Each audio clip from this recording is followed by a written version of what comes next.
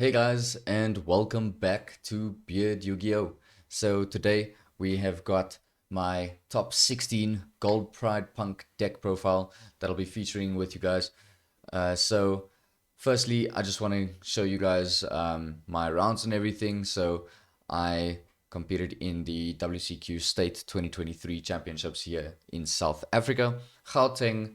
We've got another one that's in Cape Town, but according to policy, you can only play in one state championship per year. So yeah, opted to go to Gauteng obviously because Cape Town's quite a distance away, and all in all went quite well. We had about 100 players, I think 100 exactly, or maybe just over. Um, and Yeah, so that gave us 7 rounds of Swiss and a top 8 cut and a top 16 of the total amount of players then would get their invite to continentals. So that was pretty cool. So anyway, round one, I faced Sprite. I won 2-1 against Sprite. That was quite nice. Round game one, I got nabbed at a crucial point, which gave him that one. Then game two and three, I won. Then round two, I faced Kashtira Mech Knight. So game one, it basically just opened hand traps, and that was awful. Didn't really help me, and he even made me go first. So I was like, oh, okay, maybe we're seeing like some go second stuff. And then I saw like Mech Knights and Kashtira, but like the Mech Knights couldn't really go off because I did nothing. I just passed turn. Anyway, took game two and three from that. Then Bastille Dragon Link in round three. So this is basically like a Bastille control, and yeah. So game one was a good one, easy win. Game two, I lost that one. Game three also picked up the win over there, very close to time. So that was really cool. Then round four, I faced Kashtira. I lost 0-2 straight there. And this was against Shivam. Congrats to you, man. He went up to take the top four spot. And so that was really awesome. And then, yeah, the only reason like we never went to a game three in that one, like look, game one I got shifted and I only opened hand traps. It was like quite a big thing. I opened hand traps and driver a lot in this tournament. Um, and yeah, then I couldn't really do anything in game one. Game two, he hit me with shifted chaining drill, and that hit me quite hard. However, I was able to push through, and I misplayed at the end. Should have gone into a psychic end punisher, and I would have sealed that one. But it is what it is. So that was my only straight up loss for the tournament. Round five, I lost to Dark Magician. That's probably like the worst loss in my opinion. However, I did lose to myself. Dark Magician doesn't really do a whole lot, and so basically I use the Nitro Hair to give him a token, so I don't get hit with like evenly or something like that. And then he tribute summoned a Saranir and proceeded to go to battle phase. And my misplay was saying that battle phase was fine because then he crashed it into my Dragon Drive and then got rid of a card on my board. And after that, he just dropped evenly. So I should have just stayed in main and used the Sharkusai to just sync her into like a Punisher or into a what you call it, into like a Amazing Dragon. Even if it's like just in defense, then I wouldn't have been able to get hit with evenly. However, time was quite low, and I was getting a little bit irritated. My opponent was playing a little bit slow, um, but it is what it is. You don't really pick up on that you are taking a little bit of time and stuff when you're at a big event, you're doing decently with Dark Magicians of all things. And yeah, so shout out to him for cooking me there. Then round six, Sprite, I won 2-1. Basically the last game, I was stuck under the grave of the super ancient organism, and so I was trying to get rid of that. Eventually, I just couldn't, and so I tribute summoned a Cyframe driver, and that got me the beatdown win. So that was pretty cool. Then round 7, I faced against Kashtira, and I was able to win 2-1 against that as well. So yeah, guys, that was basically my rounds and everything. So just want to let you guys know or remind you that you guys can still go onto the Duelist Market and use the code BEARD5 for 5% off your entire cart. So we still have the Wild Survivor pre-orders on the site. So make sure you grab your pre-orders before someone else grabs it. Anyway, so that is it. Let's get into the deck profile.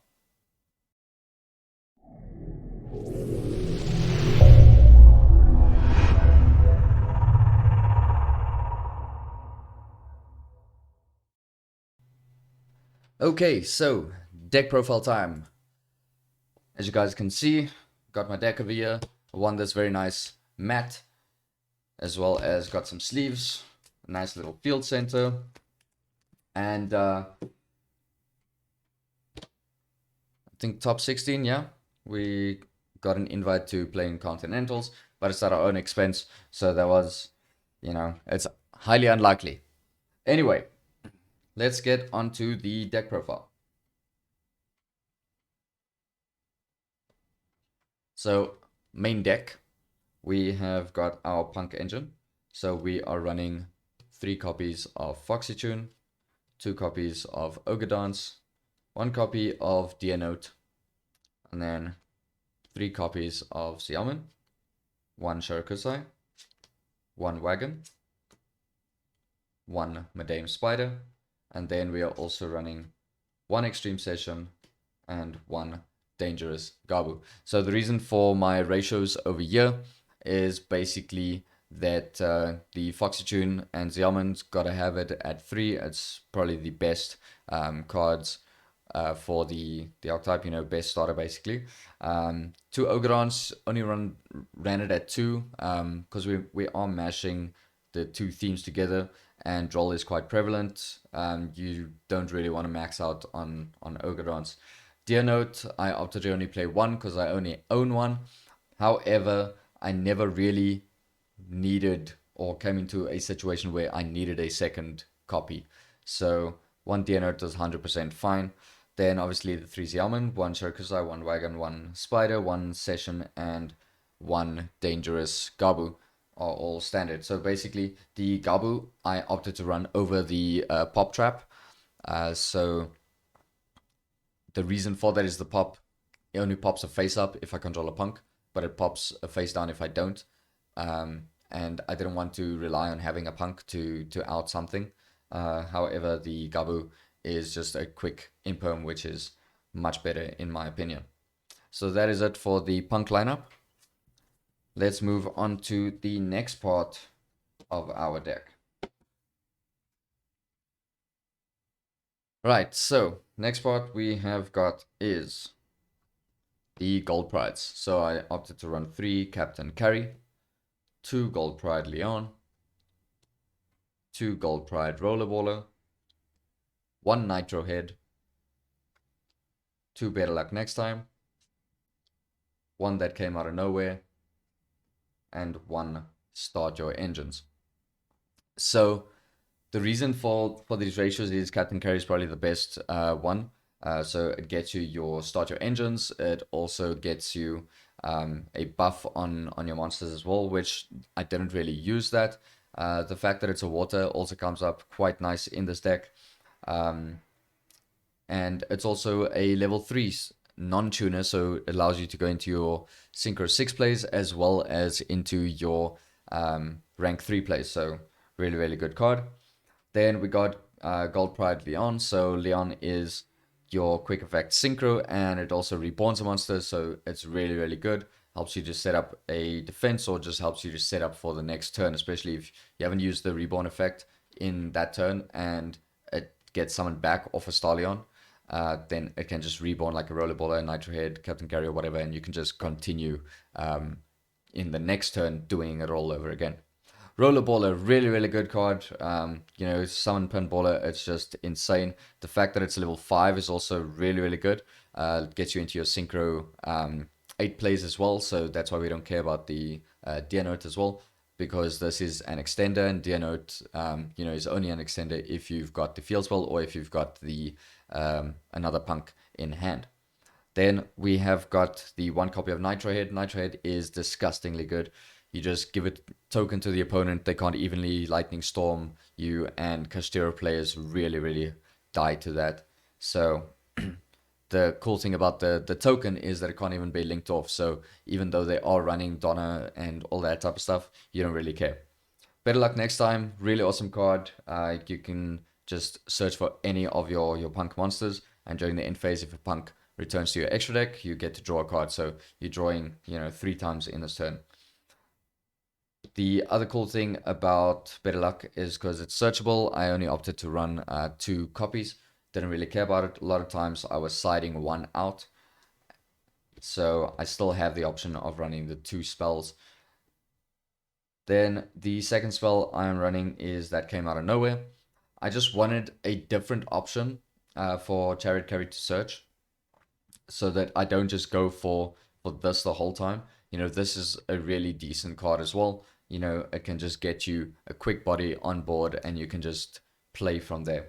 And start your engines, probably the best, one of the most impactful cards, I would say, in the deck. It's just a straight up pop and just nets you free advantage of summoning a Leon or a Rollerballer, or you set up a Rollerballer in your grave, and then you summon the Leon, and you've literally got like 3 interruptions off of 1 trap, which is really, really disgusting. All right, so moving on to the only non-theme card that I'm running, and that would be 3 copies of Emergency Teleport. So this is basically just there to start your punk line. However, it is there to also get the Gamma out. So that helps quite a lot as well. Moving on to the hand traps. So we are running 3 copies of Gamma with the driver, of course. So obviously I'm going to have to cut this package after the ban list, because the ban list actually dropped once we were about to start our final round of the tournament. And so then everyone was like, looking at the ban list and everything before we started playing, and it almost felt like the ban list, took preference at that point. Like, we didn't really care about the event. Like, we forgot that we're actually at a States, and yeah, so the ban list was quite funny. Anyway, so moving on, we are then also running 3 copies of Droll and Lock.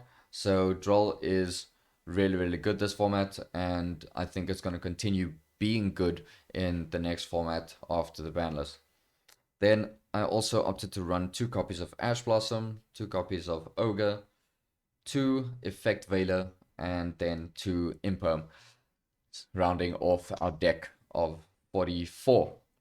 So 44 is 100% fine for me. It reduces the chances of me seeing the amount of hand traps. I'm running enough starters to at least see those, so that's really, really good. I opted for 2 Ash because I didn't really care about. I didn't really want to see 3 or have it clog or whatever.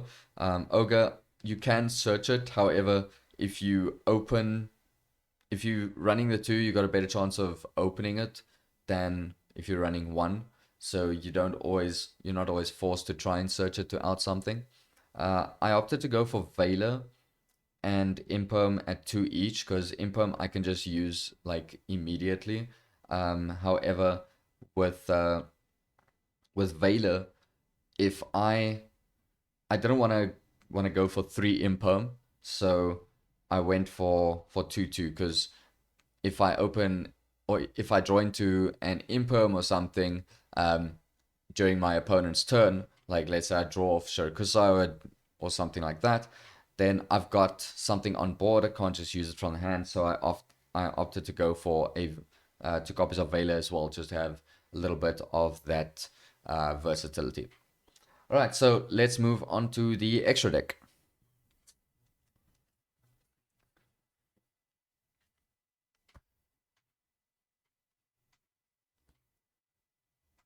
So for the extra deck, our punk cards we are running is 1 Rising Carp, 1 Jam Dragon Drive, and 1 Amazing Dragon. So I decided to not go for a second Dragon Drive. I felt that it wasn't necessary, and it didn't come up. So I was 100% fine with not running those.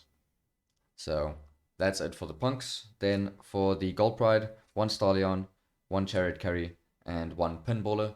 These guys are just insane. Um, you know, get a pop, get a search, wreck a board. It's just really, really good.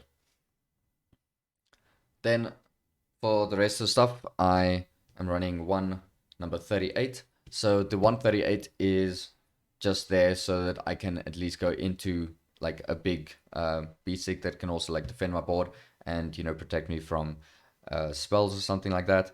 So that works out quite well. And that's the only 2 Exceed monsters that I'm playing. I opted to not run Zeus. So um, yeah, and to be honest, I didn't even need to Zeus, and I didn't even miss it either. So, yeah, I think these two are 100% fine. For the synchros, I'm running Malong. So Malong's really, really good. Just get a pop. Also, I can make it a level 7, or I can make it a level 5. Level 5 gets me into my level 8 plays, and my if I make it a level 7, then it gets me into my Baron as well. So that's also why the E-Telly brings out the Gamma, because then I can just use the Gamma and like a Dragon Drive or something to go into a Baron. So that works out quite well. So anyway, 1 Baron obviously.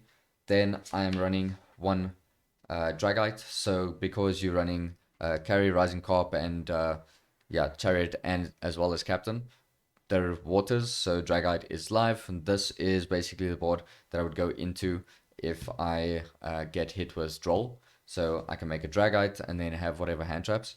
But if I open an Italy as well, then I make Dragite and Baron under Droll, so really, really good. Then I opted to run 1 copy of Crimson Blader. So this is really, really good against Kashtira at the moment. You can easily just make this and then just beat over like a Fenrir or something, and then the next turn they can't really do anything. So that's basically what I did in round 4. So I went Crimson Blader, beat over Fenrir, and then I use the Crimson Blader as well as like a Xiaoman to then go into the Amazing Dragon and then bounce the rest of his board. And yeah, then I was able to, at least break the board and prevent them from playing in their next turn. So really, really good card, and I'm very happy that I put this in. Our last synchro obviously is the Psychic and Punisher, it just breaks boards. And yeah, that's about it. For the links, I'm running 1 Lambda. Lambda can get me Gamma, as well as, because I'm drawing quite a bit, if I draw into a Gamma while I'm doing my combo, then I'll go into a Lambda and end on a Lambda as well. Then the other thing that I can end on is IP, which gets me into my Unicorn. So IP into Unicorn also really well. So if I don't draw into the Gamma, then I will go for IP instead of the Lambda. Sometimes you do get those boards where you then in the end phase with the Gold Pride spell, you draw that Gamma and you've already went into the IP. But you know what? That's fine. You can't predict what you're going to be drawing. So that is it for the extra deck. Let's move on to the side deck.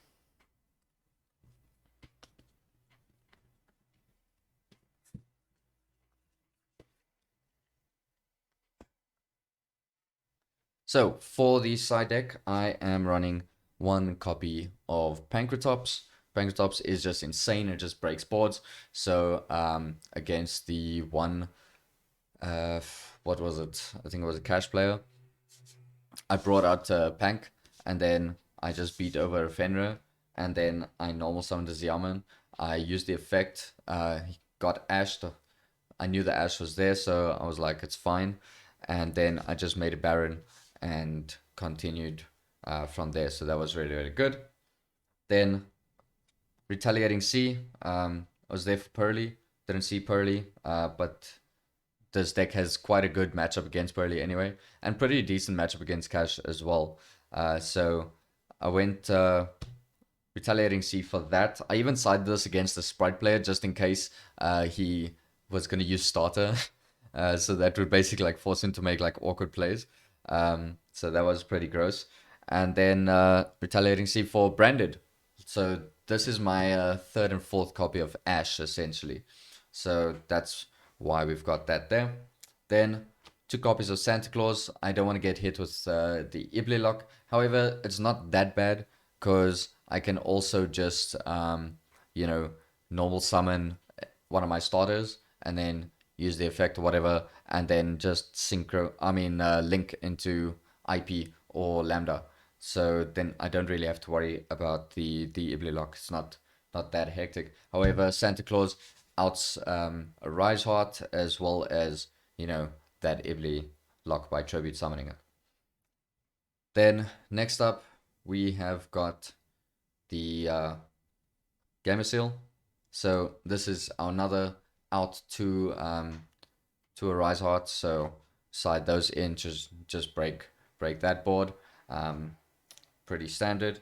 Then I opted to side two triple tactics, and this is basically just so that if I am going first in like a game two, then I'll just side these in, just so that I can have like a counter for if I get hit with like a Gamma or something like that. And then finally, the last cards we are running 3 Dark Ruler and 3 Evenly. So Dark Ruler just, you know, negate a board. If I was going to play against super heavies, then yeah, I would just hit the Dark Ruler on them there. And Evenly also just breaks boards. Funny enough, I sided Dark Ruler once. I sided Evenly's twice, and the only time I saw Evenly's was when I had a full board already established, and I was just like discarding it for cost. So yeah, that was pretty useless. However, the theory was there, and if it came up earlier, like in my opening hand or something, then the game would have been much easier. So yeah, that is basically it, guys. So I want to thank you all for, you know, watching, and yeah, I had a really good time. Thank you to all the guys who came up to me at the event and who, you know, came to say hi and just chill with me. It was good to see all you guys, and yeah, I'm excited for what's next, man. We got the new ban list, and we've got to start preparing for how the format is going to be changing. Anyway, that's all from me, and I'll see you all in the next one. Cheers.